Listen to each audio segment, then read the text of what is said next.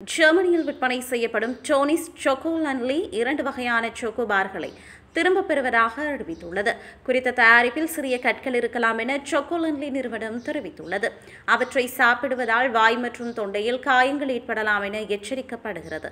இந்த பிரச்சினைக்குரிய தயாரிப்புகள் 90 கிராம் மற்றும் 180 கிராம் நிறை கொண்ட டார்க் சாக்லேட் பாதாம் சீசால்ட் சோகோபார்கள் ஆகும். 90 கிராம் பார்களில் தொகுதி எண் 43, 46 உள்ளதோடு அதன் காலாவதி திகதி மார்ச் 11, 2026 ஆகும். இதேவேளை 180 கிராம் பார்களில் தொகுதி எண் 164, 082 உள்ளதோடு அதன் காலாவதி திகதி மே 29, 2026 ஆகும்.